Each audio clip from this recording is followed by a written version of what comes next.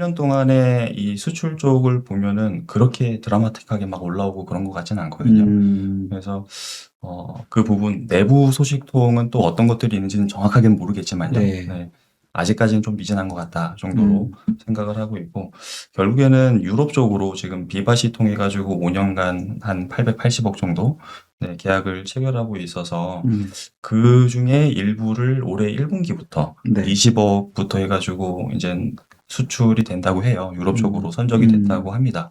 그래서 그걸 통해서 유럽 쪽으로 얼마나 늘어날 수 있는지 저희가 봐야 되는 게 또 하나의 포인트가 될 것 같고요. 유럽 쪽으로 비바시를 통해서 이제 본격적으로 나간다 하면은 사실 시장에서 기대하는 거는 연간 200억 정도 보거든요. 네. 네, 그쪽에서만. 음. 그리고 지금 시장에서 저희 여의도에서도 최근에 얘기가 많이 나오는 게 미국 쪽으로 아마존 쪽으로 화장품 매출이 생각보다 잘 나오는 것 같다.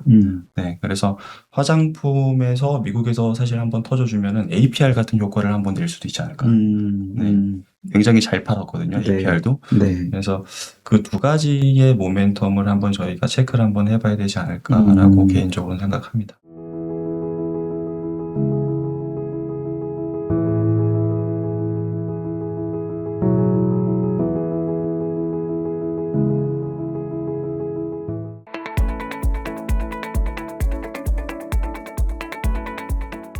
안녕하십니까 인턴 여러분. 슬기로운 기업 분석, 오늘은 국내 기업 분석 시간입니다.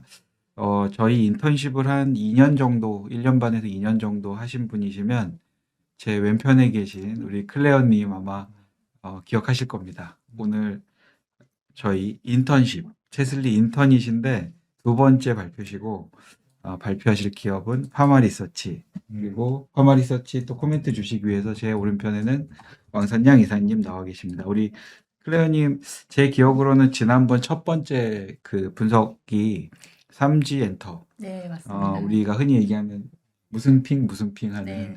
그 이렇게 인형이 아니죠. 캐릭터 회사였는데 따님이 관심이 있어서 처음에 이 기업에 좀 관심이 생겼다는 말씀을 지난번에 해주셨던 걸로 네, 맞습니다. 기억해요. 숙녀가 됐습니까? 이제 7살이 됐고요. 아유, 네. 네. 그래서 티니핑에서 이제 네. 디즈니로 옮겨갔군요. 네. 그럼 다음번에는 디즈니 해외 기업 분석을 기대하면서 오늘은 국내 기업 분석 두 번째를 좀 해보겠습니다. 어떤 그 계기로 오늘 기업 분석 파마 리서치를 준비하셨는지 짧게 듣고 내용 한번 네. 같이 얘기 들어볼까요? 네, 파마 리서치는 저희 채슬리 저희 왕 이사님께서 팔로우 해주셨고 그래서 관심 있는 기업으로 계속 지켜보다가 주변에 리쥬란 맞으신 분들의 효과를 옆에서 보니까 정말 리쥬란이 이렇게나 좋은 건가 하고라는 그런 생각을 했었고 또 차트를 보면 정말 예쁘잖아요. 하락하기 전까지. 그래서 이 가지지 못한 것에 대한 그 아쉬움, 내가 이때 여기 들어갔으면 약간 그런 것들에 의해서 좀 계속 이렇게 팔로우를 하고 있었는데 이번 기회를 주셔서 한번 제대로 분석을 해봤습니다. 네, 이 언어가 박전무님의 여성 버전. 전무님이 아침 방송, 웜의 신박, 신기한 차트 뭐 이런 데서 쓰시는 워딩을 여자 목소리로 듣는 그렇죠. 듯한. 네. 저희 열렬 오래된 우등 인턴임을 증명하셨습니다. 그러면 어쨌든 파마 리서치는 아주 오래전, 그러니까 3년, 5년 전부터 투자하고 계신 분들이라면 여전히 수익권일 텐데 중간에 들어오셨거나 아니면 약간 고점 부근에 들어오신 분들이 계시다면 지금 좋은 기업인데 왜 이러지? 라는 생각을 하실 수도 있습니다. 어떤 내용들 때문에 주가가 이렇게 되어 있고 또 어떤 것들을 우리가 기대하면서 봐야 할지 내용부터 먼저 우리 클레어님께 들어보고 왕이사와 또 토론을 해보겠습니다. 부탁드립니다. 네, 그럼 시작하겠습니다. 파마 리서치 기업 개요부터 시작하겠습니다. 파마 리서치는 연어의 생식세포에서 추출한 DNA 분절체 제조 기술을 바탕으로 의료기기, 의약품, 화장품을 연구, 제조, 판매하는 재생바이오 전문 제약회사입니다. 2026년 3월 11일 종가 기준으로 시가총액 3조 2,987억 원, 12개월 포워드 PER이 16.7배, PBR 4.13배, EPS는 18,993원, 그리고 ROE는 27.3%이고요. 외국인 지분율은 7.17%입니다. 주주 구성은 회장이신 정상수의 7인이 34.92%를 보유하고 있습니다. 네. 다음은 비즈니스 모델인데요. 파마리서치의 근간은 독자적인 DOT 기술에 있습니다. DOT 기술은 연어에서 추출한 DNA를 인체 사용 목적에 맞게 서로 다른 규격으로 분화시키는 파마리서치만의 핵심 기술인데요. 이 과정을 통해서 DNA 사슬의 길이를 조절해서 PDRN과 PN이라는 두 가지 결과물을 만들어냅니다. PDRN은 저분자 구조로서 체내 흡수가 빠르고 또 세포 재생과 염증 억제에 탁월해서 주로 의약품 원료로 사용되고요. PN은 PDRN보다는 긴 사슬의 고분자 구조로 점탄성과 체내 유지력이 우수합니다. 그래서 피부나 관절 내부에 물리적 지지체를 형성하고 구조를 재건하는 의료기기의 원료가 되고요. 여기서 점탄성이라는 단어가 나왔는데 네. 점탄성은 단어 그대로 액체가 흐르는 것에 저항하는 성질인 점성과 네. 고체처럼 원래 모양을 유지하려는 힘인 탄성, 아, 이 두 가지 성질을 동시에 가지고 있는 물리적인 특성을 말하고요. 그래서 점탄성이 높으면 피부 내부에 주입됐을 때 일정한 형태가 유지돼서 피부에 지지대 역할을 해주고 또 얼굴 근육 움직임 같은 외부 압력에도 피부가 처지지 않도록 잡아주는 역할을 합니다. 한마디로 탱탱한 피부를 위한 하고 싶습니다. 네. 네, 그래서 이런 DOT 기반의 재생물질을 통해서 파마리서치는 의약품, 의료기기, 화장품, 건강기능식품까지 사업 영역을 확장시키고 있는데요. 그림 3이 바로 사업부별 매출 비중입니다. 의료기기 부문이 전체의 절반 이상을 차지하면서 수익을 견인하고 있고 그 뒤를 이어 의약품, 화장품, 의약품 순으로 균형 잡힌 포트폴리오를 보유하고 있습니다. 여기서 말하는 의료기기 부문이 바로 저희가 잘 알고 있는 리쥬란 주사인데요. 리쥬란 주사하면 사실 의약품으로 생각하기 쉬운데 이게 의료기기로 분류되더라고요. 그래서 의료기기 하면 뭐 레이저 같은 좀 커다란 장비를 떠올렸는데 왜 리쥬란이 의료기기지 하고 알아보니까 의약품과 의료기기를 분류하는 기준은 작용 기전에 있었습니다. 화학적이고 양리적인 작용을 통해서 인체 기능에 영향을 미치면 의약품, 또 물리적이고 기계적인 작용을 통해 인체 기능에 영향을 미치면 의료기기인데 앞서 제가 PN 성분이 피부 내부에 물리적 지지체를 형성한다고 말씀드렸잖아요. 네네. 그래서 이 기준에 따라서 PN 계열인 리쥬란 주사가 의료기기로 분류됩니다. 2018년부터 2025년까지의 매출액과 영업이익 추이를 보시면요. 가파른 우상향 곡선을 확인하실 수 있고 특히 영업이익률이 지속적으로 상승하면서 수익성이 극대화되고 있는 모습을 보실 수 있습니다. 네. 네, 실제로 이런 추이와 비슷하게 주가 차트도 2025년 9월까지 아주 예쁘게 올라가는 모습을 보여줬는데 아마 인턴분들도 당시 파마리서치 주봉이나 월봉 차트 보시면 차트 정말 예쁘다라는 생각을 하실 것 같아요. 네, 다음은 투자 포인트입니다. 첫 번째는 글로벌 확장성의 본격화입니다. 유럽 CE/MDR 인증 기반의 매출 리레이팅과 미국 시장 진출이 가시화되면서 내수 시장을 넘어 글로벌 브랜드로 도약을 준비하고 있고요. 두 번째는 인바운드 낙수 효과인데 K-에스테틱의 팬덤화에 따라서 한국을 방문하는 외국인 관광객들의 의료시술 수요나 화장품 수요가 구조적으로 증가하는 모습을 보여주고 있습니다. 세 번째는 정책적 수혜입니다. 네. 코스닥 활성화 정책에 따라서 수급 개선이 예상되기 때문에 투자 심리에도 긍정적인 영향이 기대됩니다. 네. 네, 다음으로 파마리서치의 주가 추이와 주요 이벤트를 살펴보도록 하겠습니다. 파마리서치는 25년 8월 26일 역사적 신고가 71만 3천 원을 달성하고 주가가 하락 추세로 돌입했는데요. 그럼 25년 8월까지 파마리서치가 이런 예쁜 차트 모양을 만들면서 신고가를 달성할 수 있었던 그 요인에 대해서 실적과 수급, 밸류 이렇게 세 가지 관점으로 한번 분석해 보도록 하겠습니다. 네. 먼저 실적 부분입니다. 24년 1분기부터 25년 2분기까지는 분기별 어닝 서프라이즈가 지속되고 또 내수와 수출의 구조적 동반 성장이 확인되던 시기였습니다. 그림 5 파마리서치 시가총액 추이를 보시면요. 24년 1분기부터 25년 2분기까지 쭉 호실적이 나왔음을 확인하실 수 있고요. 이러한 연속적인 어닝 서프라이즈로 한때 제기되었던 성장 정체에 대한 의구심을 완전히 해소시켰고 또 24년 4분기에는 글로벌 마케팅 비용 투입으로 영업이익률이 32.7%까지 살짝 둔화되는 모습을 보여주긴 했는데 분기 매출이 최초로 1,000억 원을 돌파하면서 이런 의미 있는 탑라인 성장을 보여주니까 또 가파른 외형 성장세를 저희 투자자들에게 다시 한번 입증해 주었습니다. 25년 1분기에는 미국 최대 메디스파인 레이저웨이와 리쥬란 공급 소식이 전해지면서 글로벌 모멘텀이 가시화됐고요. 외국인 의료 관광객 인바운드 증가로 분기 매출이 1,400억 원대, QOQ로 20.7%나 급증하면서 또 영업이익률 또한 39.7%까지 다시 회복하면서 중장기적인 이익 레벨업 구간에 진입한 것으로 시장은 판단했습니다. 네. 그림 7을 봐주시면요. 의료기기 분야 내수, 수출, 매출 비중 변화인데 내수 비중도 오르지만 수출 비중이 25년 1분기부터 2분기까지 가파르게 올라가는 것을 확인하실 수 있습니다. 그러네요. 네. 그림 6은 23년부터 25년까지의 분기별 매출액, 영업이익률 추이인데요. 4분기마다 영업이익률이 꺾이는 것을 보실 수 있어요. 네. 24년 4분기에도 영업이익률이 꺾였고 25년 4분기에도 영업이익률이 꺾였는데 이게 왜 투자자들이 이걸 다르게 받아들였을까 하고 생각을 해봤는데요. 네. 전 투자자들이 24년 4분기는 성장을 위한 건강한 조정, 네. 25년 4분기는 성장 모멘텀의 둔화로 받아들였기 때문이라고 판단했습니다. 예. 24년 4분기에는 글로벌 시장 점유율 확대 비용 등이 포함되어 있었지만 매출 규모 자체가 커졌기 때문에 이걸 성장통으로 받아들였었고 25년 4분기에는 25년 3분기에 매출액이 살짝 꺾이면서 매출 둔화가 나타나는 모습을 보여주던 와중에 4분기에 영업이익률 마저 꺾이니까 전처럼 파마리서치가 폭발적인 성장을 보이지 않구나 해서 투자자들은 피카 우려를 한 게 아닐까 생각을 했습니다. 네. 다음은 수급 부문입니다. 25년 6월 파마리서치는 투자 부분의 파마리서치 홀딩스와 사업 부분의 파마리서치를 74대 26의 비율로 나누는 인적 분할을 발표했습니다. 분할 발표 당시 기업가치 희석 우려로 주가가 당일 17.1% 폭락하기도 했는데요. 한 달 뒤인 7월 8일 인적 분할 계획 철회 발표가 나오면서 주가는 당일 13.7% 급등했습니다.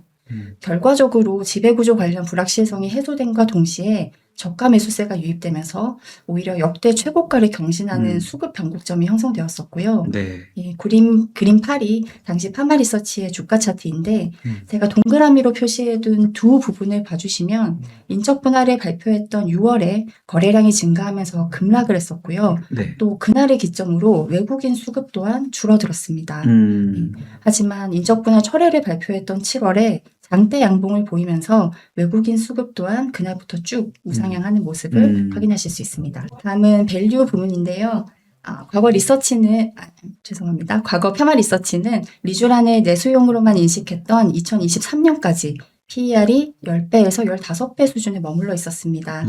하지만 QOQ 성장성이 뚜렷하고 25년 1분기 수출 비중이 38.7%까지 상승하자 시장은 갈더마나 휴젤, 클래시스 같은 글로벌 피어 그룹과 비교하면서 파마리서치의 멀티플을 재산정하기 시작했고요.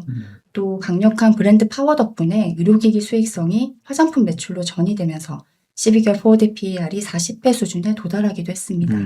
12개월 포워드 PER이 40배를 상회하면서 이 밸류에이션 부담이 가중되니까 시장은 파마리서치의 성장성을 보수적으로 보기 시작했고 지금까지의 호실적이 네. 오히려 내년에는 넘어서야 할 벽이 돼버리니까 그렇죠. 주가 변동성에 대한 경계감이 확산되었습니다.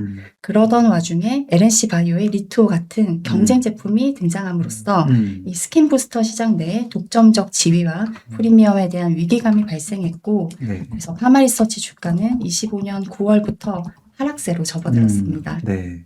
다음은 그림 9는 키움증권에서 가져온 파마리서치 실적 추이 및 전망입니다. 실적 테이블을 보시면 YOY로 매출액 53%, 영업이익 70%의 성장을 찍으면서 24년에서 25년으로 넘어갈 때가 바로 파마리서치의 드라마틱한 성장기가 아니었나 싶은데요. 지금은 스킨부스터 시장 내에서 리투 같은 경쟁 제품이 앞다투어도 등장했고 또 앞서 말씀드렸듯이 지금까지 호실적이 앞으로는 넘어서야 할 벽이 되기 때문에 내수만으로는 투자자들의 기대를 충족시키기는 어렵지 않을까라는 생각을 했습니다. 네. 그래서 지난 2월에 왕 이사님이 파마리서치 실적 브리핑에서 말씀해 주셨던 것처럼 결국 수출이 증가하면서 매출의 볼륨을 키우는 게 파마리서치의 주가가 한 단계 더 상승할 수 있는 트리거가 되지 않을까 생각하고, 물론 여기에 외국인 인바운드 수요까지 더해진다면 내수 쪽 매출까지 잘 나오니까 사실 더할 나위 없이 좋을 것으로 생각됩니다. 다음은 피어 그룹 비교입니다.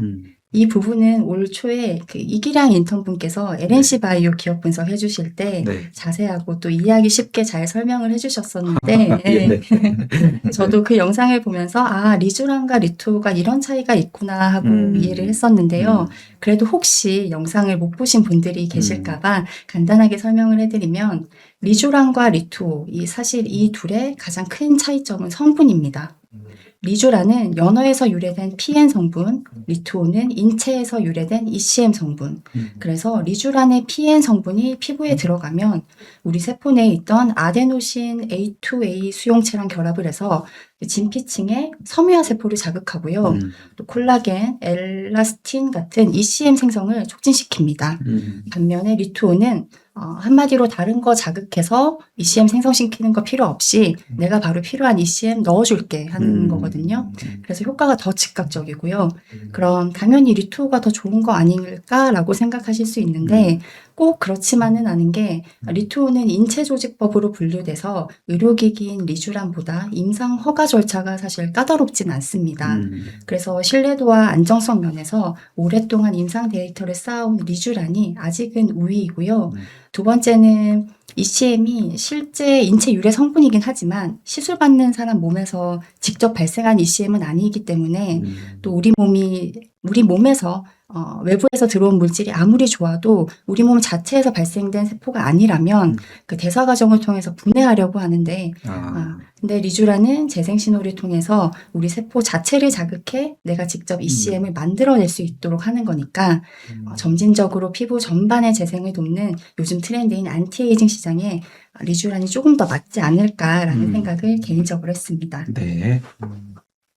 아래는 리주란과 리투오를 제외한 또 다른 스킨 부스터들입니다. 네. 종류가 꽤 많은데요. 네. 자료조사하면서 이 내수 시장에서 경쟁이 점점 심화되는 모습을 확인해 볼 수 있었습니다. 다음은 피어 대비 밸류에이션 분석인데요. 그림 12는 미용 의료기기 업종 피어의 실적 및 멀티플입니다. 네. 먼저 내수 부분 피어로 비교했던 LNC 바이오는 제외하고 투자 포인트로 짚었던 수출 부분의 증가를 중점적으로 보기 위해서 휴젤과 한번 비교해 보려고 합니다. 휴젤의 영업이익률을 보시면요. 25년 47.4%, 26년 42.8%로 추정이 되어 있는데, 사실 휴젤은 영업이익률이 계속 40% 후반, 50%를 상회하기도 했던 기업입니다. 그래서 파마리서치가 앞으로 휴젤처럼 영업이익률이 50%에 육박할 수 있을까를 생각해 봤는데요. 네. 25년 3분기를 기준으로 한번 비교해 봤습니다. 파마리서치의 매출 원가율은 19.3%, 휴젤은 22%로 미용 의료기기 섹터의 평균 원가율인 25%보다 둘 다 낮아요. 그리고 원가율은 파마리서치가 낮은데 영업이익률에서 차이가 나는 이유를 한번 살펴봤습니다. 물론 여러 요인이 있었겠지만 저는 판관비에 주목했습니다. 파마리서치는 판관비에서 광고 선전비가 26%, 지급 수수료가 18%를 차지했고, 휴젤은 지급 수수료가 28%, 광고 선전비가 9%를 차지합니다. 이렇게 파마리서치의 가장 큰 비용 부담인 광고 선전비는 리주란 브랜딩을 위한 초기 투자 성격이 컸는데요. 또 광고 선전비는 고정비 성격이 강한데 수수료는 매출에 비례하는 변동비이기 때문에 리주란처럼 국내는 물론이고 해외에서 브랜드 파워가 형성된 기업은 고정 마케팅비가 줄어들면 영업 레버리지 효과가 더욱 극대화될 것으로 생각했습니다. 네, 또 하나 긍정적인 점은 25년 4월부터 파마리서치가 마케팅 분담금에 대해서 매출 총액 인식에서 순액 기준으로 회계 비준을 변경했다는 점인데요. 쉽게 말해서 고객에게 받은 돈 전체를 매출로 잡는 게 아니라 마케팅비를 미리 뺀 진짜 매출만 기록하겠다는 뜻입니다. 그래서 25년 4분기에는 이 회계 기준 변경으로 매출액이 감소하면서 컨센을 살짝 하회하긴 했었는데요. 사실 분모인 매출 부분이 감소하더라도 분자인 판관비에서 마케팅 비용이 사라지기 때문에 영업이익률이 상승하는 결과를 낳고요. 또 매출 부분이 꼭 감소한다고만은 볼 수 없는 게 글로벌 유통망을 통해서 수출 비중이 늘어나니까 이 큐인 수량이 늘어나게 되고요. 또 내수보다 수출 부분의 ASP가 훨씬 더 높기 때문에 P도 높아지게 되고 그래서 앞으로는 이 파마리서치의 영업이익률이 더 상승하지 않을까라는 생각을 했습니다. 지금까지 파마리서치의 주가 상승과 주가 하락 원인 그리고 피어 그룹까지 체크해 보았고요. 네. 이제 전망에 대해 살펴볼 차례인데 네. 투자 포인트와 결합해서 네. 앞으로 전망에 대해 한번 살펴보도록 하겠습니다. 지금까지 쭉 들으니까 파마리서치의 역사를 네. 굉장히 들으시는 분, 청자 관점에서 편안하게 핵심만 콕콕 잘 찝어주신 것 같아요. 여기까지는 제가 보기에 왕이사를 시켰어도 더 잘하기 좀 어렵다. 맞아요. 네. 그렇게 봅니다. 네, 맞습니다. 분석은 우리 왕이사가 더 좋을 거라고 생각하는데 지난 동안 어떤 일들이 있었고 어떤 것들이 주가에 좀 영향을 주었고 이런 부분은 내 개인적인 생각은 좀 이런데 하여튼 그렇다. 뭐 이런 얘기를 다 이렇게 조목조목 소비자 관점에서 때로는 투자자 관점에서 주셔서 너무 편안하게 이게 아마추어라는 생각 없이 잘 들었습니다. 이제 전망 부분까지 좀 듣고 우리 왕이사하고 같이 좀 얘기 나눠보겠습니다. 전망 시작하겠습니다. 첫 번째는 유럽 수출 본격화입니다. 유럽 수출을 말씀드리기 전에 아래 적혀있는 CEMDR이 뭔지 먼저 알아보려고 하는데요. 우선 CE는 꼭 의료기기뿐만 아니라 EU 내에서 유통되는 제품이 EU 지침을 모두 준수했다는 EU 통합 인증 마크로 보시면 되고요. 여기서 MDR은 기존 MDD보다 더 까다로워진 EU 내에서 유통되는 의료기기의 안정성과 유효성을 보장하기 위해 도입된 강력한 규정이라고 보시면 됩니다. 네. 사실 리주라는 MDR로 강화되기 전에 MDD 인증 또한 받은 상태였는데요. 네. 그림 13을 보시면 리주란 품목 해외 인허가 획득 국가가 표시되어 있습니다. 네. 유럽 쪽 체코나 덴마크, 스웨덴, 핀란드는 24년 3분기에 인허가를 획득한 것으로 나옵니다. 24년 12월에 MDR 인증을 받았는데 어떻게 3분기 인허가를 받았지라고 궁금해하실 수 있잖아요. 네. MDD에서 MDR로 전환되던 시기에 이 살짝 유예 기간을 EU에서 줬거든요. 그때를 활용해서 인허가 절차가 상대적으로 빠르거나 아니면 기존 MDD 연장안을 좀 더 유연하게 적용해주는 국가에서 먼저 인증을 받았기 때문입니다. 그러다가 24년 12월 CEMDR 인증까지 받으면서 개별 국가 허가가 아닌 EU 전체 허가를 받게 되었고요. 인증을 받은 후 25년 8월 프랑스 글로벌 에스테틱 기업인 비바시와 5년간 880억 원 규모의 전략적 파트너십 계약을 체결하게 됩니다. 네. 이 비바시 초도 물량 약 20억 원이 이번 1분기에 반영될 예정이고요. 시장에서는 최소 주문량을 100억 원 안팎으로 또 체증적으로 증가할 것으로 보고 있어서 2026년에는 의료기기 수출 부분에서 매 분기 수출액이 늘어나는 추세를 보일 것으로 예상됩니다. 이렇게 유럽 수출 본격화는 아시아에 국한되었던 수출 지역이 서구권으로 확장되면서 파마리서치의 멀티플 저평가를 해소하는 밸류에이션 릴레이팅 근거가 될 거라고 생각했습니다. 네, 다음은 미국 시장 진출 가시화입니다. 미국은 아직 리주란 주사, 그러니까 의료기기에 대한 FDA 허가가 나지 않은 상태라서 화장품 수출만 가능하고요. 그래서 B2C 채널에서는 아마존과 틱톡을 중심으로 화장품 판매, 또 B2B 채널에서는 전문 클리닉과 메디컬 스파 대상으로 도포형 리주란을 판매하면서 시장을 공략하고 있습니다. 이 도포형 리주란이 뭐냐면요. 미국에서는 리주란의 이 PN 성분을 주사기를 통해서 직접 얼굴에 맞는 게 아직 금지되어 있기 때문에 이 MTS라고 불리는 마이크로 니들링이라고 아주 작은 바늘이 있는 롤러로 네. 얼굴에 살짝 이렇게 스크래치를 내서 그 위에 리주란 앰플을 딱 바르면 흡수가 잘 되잖아요. 네. 그래서 그런 시술을 말하는데 네. 물론 진피층까지 도달하지는 못하지만 그래도 얼굴 겉에 화장품처럼 앰플을 바르는 것보다는 더 효과가 좋아서 한 번 시술을 받는데 약 $500 수준인데도 꽤 인기가 좋다고 합니다. 네. 네. 그림 15는 강릉시의 미국 수출 데이터인데요. 보시면 24년 4분기부터 수출량이 증가해서 25년 10월에는 265만 달러, 하나로 약 38억 원까지 급증하는 모습을 확인하실 수 있고 이렇게 수출량이 증가한 데는 킴 카다시안이나 크리스 제너 같은 셀러브리티의 영향도 있었습니다. 네. 네, 사실 이 둘은 모녀 관계인데요. 미국에서 카다시안 패밀리라는 리얼리티 프로그램이 시즌 7까지 방영될 만큼 굉장히 유명한 셀럽 가족입니다. 네, 이 리얼리티 프로그램에서 킴 카다시안이 나 얼굴에 연어 주사를 맞았다. 그 뒤로 피부가 매끈해지고 아기 피부가 됐다라고 말을 했었거든요. 그래서 자료 조사를 해보니까 실제로 킴 카다시안이 한국을 방문해서 피부 미용 시술을 받았었고요. 또 지난 12월에는 킴 카다시안이 직접 모든 비용을 대고 당시 시술을 진행했던 의사분을 미국 본인 집까지 초대하셨더라고요. 그래서 아마 지난 시술에 대한 팔로우업을 위해서 초대하지 않았을까라는 생각을 했고, 그림 16을 보시면 화장품을 바르는 이분이 킴 카다시안의 엄마인 크리스 제너인데 이 틱톡에서 자신의 뷰티 루틴을 보여주면서 리쥬란 화장품을 바르는 모습을 보여주셨습니다. 이 영상은 업로드 직후에 조회수 100만 회, 해시태그 누적 1200만 회를 돌파하면서 폭발적인 반응을 기록했고, 노출도와 인지도가 높아진 만큼 미국의 주요 온라인 채널인 아마존을 중심으로 리쥬란 주요 제품의 판매 순위도 점진적으로 올라오고 있었습니다. 네. 크리스 제너 옆에 영어 기사가 바로 월스트리트저널에서 보도된 리쥬란 관련 기사인데요. 미국 여성들 사이에서 한국행 비행기를 타고 리쥬란 주사를 맞는 현상이 확산되고 있다는 내용으로 K-뷰티의 세계적 영향력이 리쥬란 열풍의 배경이라고 분석했습니다.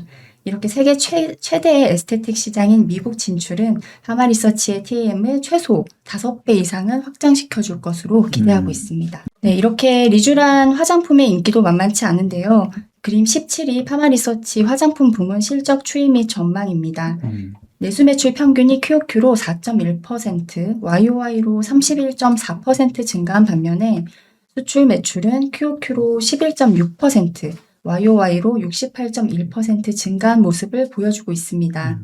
이 리쥬란 주사 경험이 리쥬란 화장품을 구매하게 하고 또 화장품을 구매한 사람이 리쥬란 주사까지 맞는 이런 선순환 구조가 발생한 건데요. 한국에서 리쥬란 주사를 경험하거나 올리브영에서 리쥬란 화장품을 산 외국인들이 귀국 후에도 아마존이나 라쿠텐, 쇼피 등의 플랫폼에서 리쥬란 화장품을 재구매하는 영향이 있다고 보이고요. 또 리쥬란 주사는 병원이라는 한정된 채널에 공급이 되지만 화장품은 면세점, 올리브영, 아마존 등 이 판매 채널이 더 다양하기 때문에 그 확산 속도는 더 빠르다고 할 수 있습니다. 다음은 인바운드 낙수 효과입니다. 중국인의 무비자 입국, 한한령 해제, 한일령의 직접적 수혜 등으로 인바운드 회복은 내수 시장의 외형을 확대하고 실적 성장의 동력으로 작용하고 있습니다.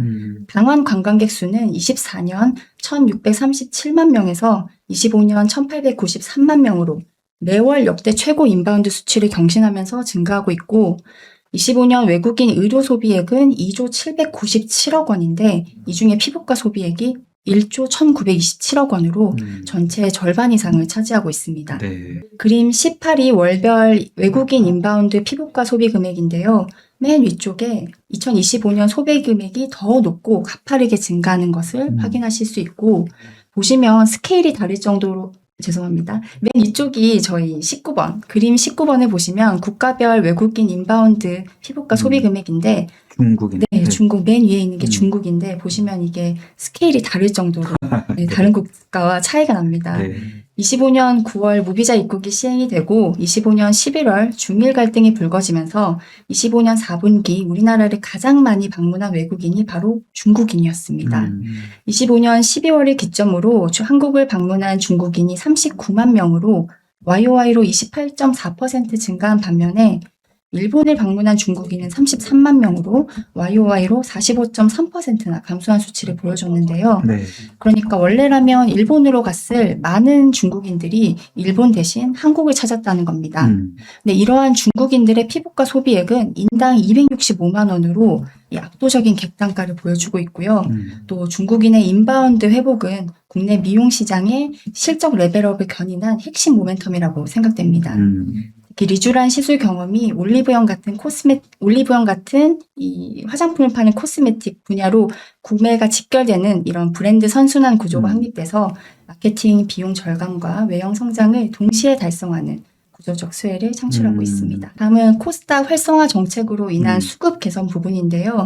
정부의 적극적인 코스닥 부양 기조 하에 연기금 벤치마킹 목표 내 코스닥 비중이 당초 코스피 14.9%, 코스닥 5%에서 코스피, 코스닥 동일 비중 11%로 변경됐고 코스닥 액티브 ETF가 출시되면서 이런 매크로 환경이 우호적으로 조성되고 있습니다.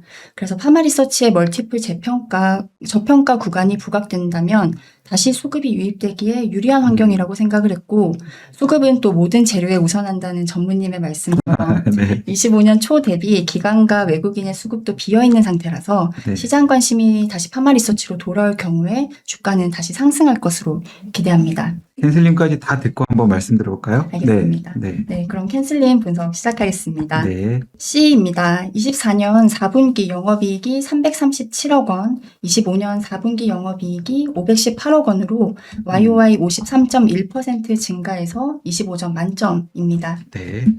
A입니다. 23년 영업이익 923억 원, 24년 영업이익 1261억 원, 25년 영업이익 2143억 원으로 CAGR 52.3%로 이 부분도 25점 만점입니다. 네. 다음은 N입니다. 첫 번째로 글로벌 탑티어냐 위협적인 세컨티어냐고 했을 때 저는 파마리서치를 세컨티어라고 보고 5점을 주었습니다. 제가 생각하기에 글로벌 탑티어는 스위스의 갈더마라는 회사인데요. 이 스킨 부스터의 원조격인 레스틸렌이라는 제품이 현재 글로벌 매출 1위이기 때문입니다. 왕 이사님 동의하십니까? 네. 네. 네, 두 번째는 향후 20% 이상 매출 성장 가능 연수인데 저는 3년으로 보았습니다. 네. 그 이상은 너무 먼 미래가 아닐까라는 생각에 현재 증권사 컨센이 나와 있는 28년까지를 성장 가능 연수로 봤고요. 그래서 이 부분은 6점 주었습니다. 네. 다음은 경쟁 기업의 수인데 국내에서는 LNC 바이오, 한스 바이오 메드를 주 경쟁사로 보았고요. 해외에서는 앞서 말씀드렸듯이 갈더마와 얼츠라는 회사를 경쟁 기업으로 생각했습니다. 네. 그래서 이 부분은 0점 네. 주었습니다. 지배구조의 긍정적 개편, 부정적 개편 이 부분은 작년에 사실 인적 분할 이슈가 있긴 했었지만 철회되었기 때문에 네. 없는 것으로 보고 0점 주었습니다. 네. 다음은 향후 5년간 뉴마켓의 CAGR 부분인데요. 글로벌 미용 의료기기 시장이 25년 259억 달러에서 30년 463억 달러로 CAGR 10.2%의 성장을 추정하고 있기 때문에 이 부분은 5점 주었습니다. 네. 그래서 N에서의 총점은 16점입니다. 네. 다음 S 보겠습니다. 다음은 S입니다. 최근 3년간 발행 주식 수 대비 자사주 매입 비율인데 자사주 매입은 없었고 그 대신 소각이 있어서 제가 이 부분을 한번 반영을 했습니다. 네. 25년 6월에 전체 유통 주식 수의 1.04%인 약 627억 원 규모의 자사주를 소각해서 이 부분 2점 주었고요. 향후 3년간 공시된 자사주 매입이나 소각 계획은 없었고 또 특수관계인 지분 매도도 없었습니다. 다음은 전환사채 부분입니다.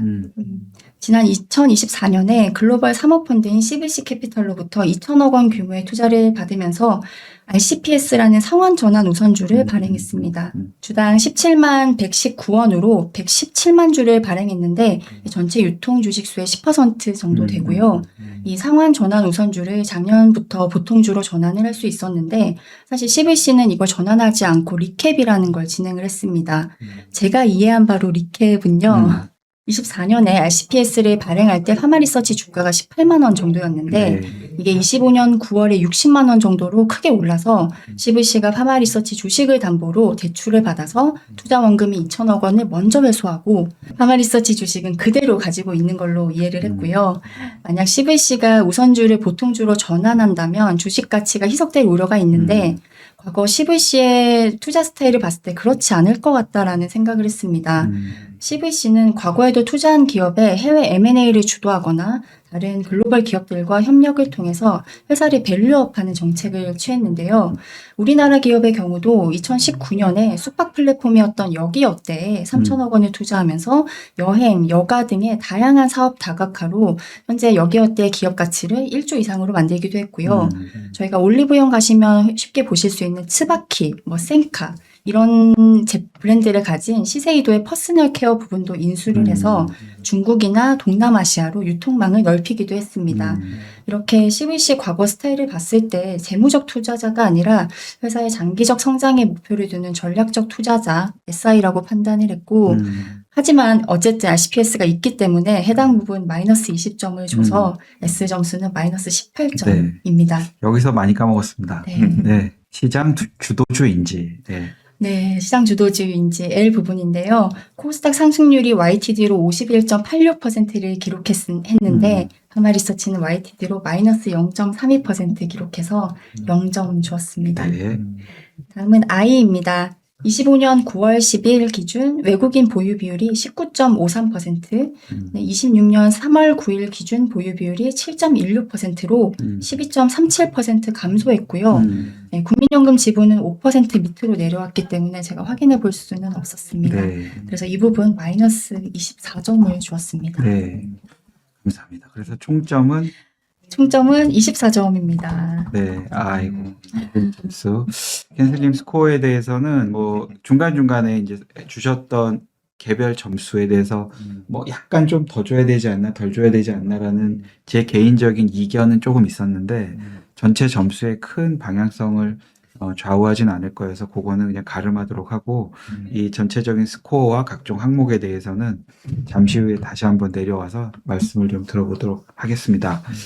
쭉 말씀을 들어보니까 우선 가정과 우리 7살 숙녀분을 케어하시는 육아하시는 것이 가장 중요한 미션이신 우리 클레어님께서 이 정도 준비해 주셨다면 필시 수일간 최소한 잠을 못 잤다. 실제로 잠을 잘 못 주무시면서 준비하셨을 내용과 이 퀄리티인 것 같은데 어떠세요? 네, 아무래도 7월 달에 쌈지엔터 발표를 한번 했었기 때문에 네. 그것보다는 더 나은 결과물을 만들어야 내야겠다는 생각을 했고 또 파마 리서치가 많은 분들이 관심을 가지고 있는 종목이시잖아요. 그래서 저와 같은 이 인턴 분들도 관심이 많으실 거라고 생각을 해서 이 양질의 정보를 제공하기 위해서 말씀드리겠습니다. 일단 마음속으로 박수를 치고 시작하겠습니다. 정말 애쓰셨습니다. 저희 2달 정도 대학생 인턴분들이 와서 이제 한 달 정도 준비를 하면 첫 번째 기업 분석 발표를 하시는데 대학생 인턴분들이 발표하시는 것들 못지않게 어쩌면 그보다 더 완성도가 있게끔 좀 해주셔서 너무 이후 그 논리를 진행하기에 좀 편안하게 준비해 주신 부분 다시 한번 감사 말씀드립니다. 쭉 얘기를 이제 들어보면서 이제 왕 이사한테 제가 몇 가지 좀 질문 드리고 싶은 게 있는데요. 그냥 전체적인 큰 틀로 봤을 때 제가 쭉 들으니까 받은 느낌은 아까 2025년 여름 정도를 기점으로 왜 주가가 이렇게 쭉 장기적으로 상승했는지 그리고 그 뒤에 왜 이렇게 쭉 좀 미끄러졌는지에 대해서 이해를 다 했어요. 그리고 지금 이렇게 쭉 들으니까 오를 만한 이유가 있었고 내릴 만한 이유가 있었고 매출이 성장했을 때 이익이 좀 나오지 못해도 이거는 추가적인 성장을 위한 비용이라고 생각했던 그런 이렇게 좋게 평가한 구분이 있었던 반면 매출이 주는데 이익도 같이 줄어드네라고 실망해서 이제 주가가 좀 크게 급락했던 구간도 있었고 그런데 전반적으로 제 다 들은 이후 제 느낌은 지금은 이제 다운사이드는 별로 없어 보인다라는 생각이 이제 첫 번째 들었고 두 번째는 며칠 전에 이제 저희 박 전무님 좀 바쁘셔서 제가 모닝 브리핑 2부 호스트 할 때 우리 오우석 과장이 전기전자부터 쭉 어떤 종목들이 오르고 내리고 그래서 최근 구간별로 주가 등락률은 어떻고 맨 오른쪽 칼럼이 그래서 현재 포워드 기준으로 PER 밸류에이션이 얼마인가 이쪽 보여주시는데 제가 그거 보면서 오랜만에 와 이제 피부 미용이나 뭐 화장품이나 이런 쪽은 충분히 싸질 만큼은 싸졌는데도 못 올라간다. 그럼 이제 결국은 수급이 그쪽에 지금 현재 가장 최우선적 관심을 주지 않는다. 그렇죠. 저는 이렇게 해석을 했는데 큰 틀에서 우리 왕이사 생각이나 아니면 제 의견보다 좀 보태기 하고 싶은 부분 먼저 좀 들어볼까요? 그 말씀 주신 부분처럼 사실 가장 중요한 게 시장에서는 상대적으로 이제 많이 보기 때문에 상대적으로 다른 기업들을 봤을 때 반도체나 이런 쪽을 봤을 때는 실적의 그런 성장성도 훨씬 또 크기도 하고 그쪽 같은 경우는 근데 지금 이 피부 미용 쪽 관련된 회사들이 실적 발표가 나왔는데 좀 실망스러운 실적이 나오다 보니까 당분간 이게 모멘텀이 지금 없는 그런 상황인 것 같아요. 그러다 보니까 주가도 지금 옆으로 계속 횡보하고 있고 못 올라가고 있는 그런 상황인 것 같고 결국에는 그걸 돌파하려면은 역시 또 실적을 보여줘야 된다. 네. 네. 라고 저는 개인적으로 생각하거든요. 네. 상대적인 매력도에서 뭔가를 보여주려고 하면은 네. 그래서 그 전까지는 아마도 지금 주가에서 옆으로 그냥 가격 조정 계속 하지 않을까? 기간 조정. 기간 조정, 네, 네. 기간 조정이 있지 않을까? 가격 조정은 이미 다 나온 것 같아요. 제가 봐도. 음. 네, 여기서 뭐 더 빠져도 크진 않을 것 같다라는 생각을 하고요. 네. 아까 위에 그 저희 클레어님 발표 너무 잘해주셨는데 말씀 주신 것처럼 PER이 국내 쪽에서 그 성장이 막 나왔을 때는 PER이 한 15배 정도 수준. 네. 그리고 해외 모멘텀이 붙으면서 PER이 한때 30배가 넘어섰어요. 그래서 지금 사실 4분기 때, 작년 4분기 때, 2024년도 4분기랑 비교해 보면은 똑같이 비용을 많이 썼는데 그때랑 다르게 이번에 빠진 거는 내수도 굉장히 치열해졌구나라는 거를 이번 실적을 통해 가지고 보여준 것 같아요. 왜냐면 내수도 계속 성장이 나왔었는데 네. 이번 4분기 때는 작년 25년도 4분기 때는 내수 성장도 약간 좀 미진했고, 네. 그리고 성장은 했지만 기울기가 줄었다는 그렇죠. 말씀이시죠?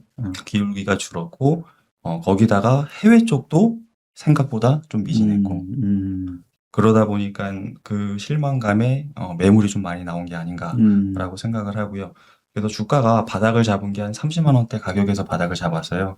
그게 PER로 계산하면 딱 15배 정도 수준이에요. 그래서 15배 정도 수준의 바닥에서 여기서 또 올라가려면은 내수가 좀 더 잘하든가 네. 또 아니면은 해외 쪽에서 뭔가 좀 돌파구를 잘 찾든가. 네. 네, 그 두 가지가 나와야 되지 않을까라고 네. 생각합니다. 네. 제가 약간 우스갯소리를 하자면 밥을 먹으면 살이 찌고 밥을 굶으면 살이 빠진다. 이 말이 맞을 확률은 100%입니다. 그죠? 그죠. 네.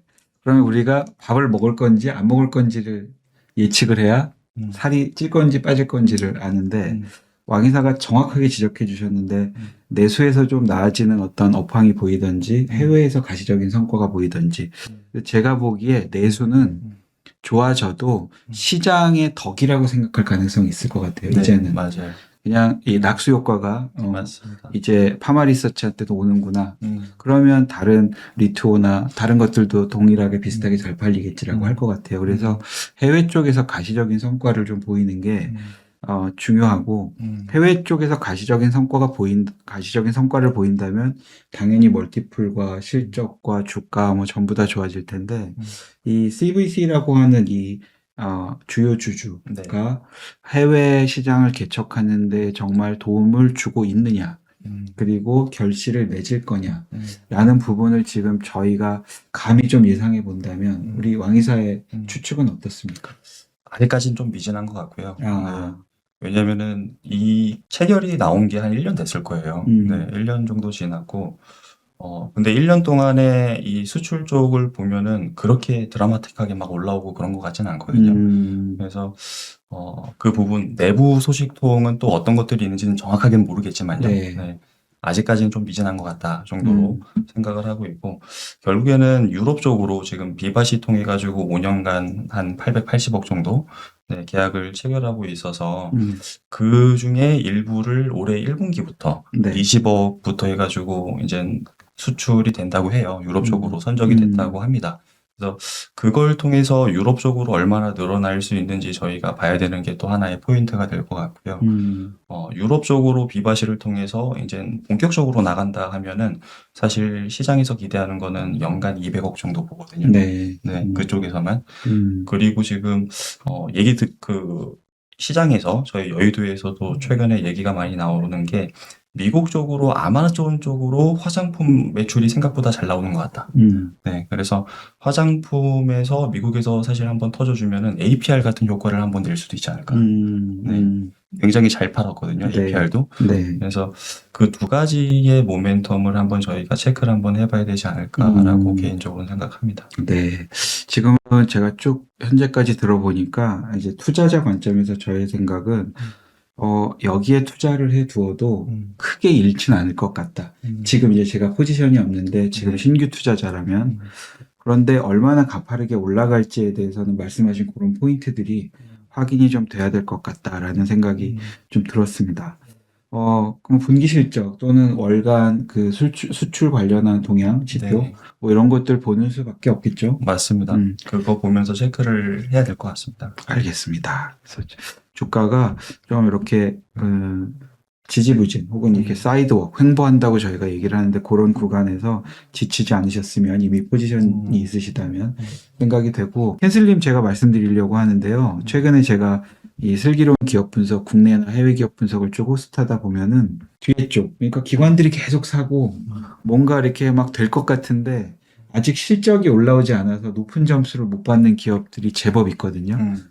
주가는 이미 다 올랐어요. 그런데 이게 정말 실적을 동반한 진짜 성장주냐라는 관점에서 볼 때 앞쪽에 C나 A 그러니까 분기 실적이나 연간 실적에서 높은 점수를 못 받아서 점수가 뭐 50점, 40몇 점 이런 기업들이 제법 좀 있습니다. 그래서 항상 그런 기업을 스코어링을 다 해주시고 나면 한 분기만 지나면 C하고 A에서 만점을 받을 거다. 아, 네. 그러면 앞쪽에서 일단 C와 A에서 50점 이제 갖추고 시작하니까 네. 8, 90점 이렇게 아주 훌륭한 점수 나올 거다. 이런 평을 내리기도 하는데 오늘 파마리서치는 거꾸로입니다. 네, 거꾸로 됐어요. 네.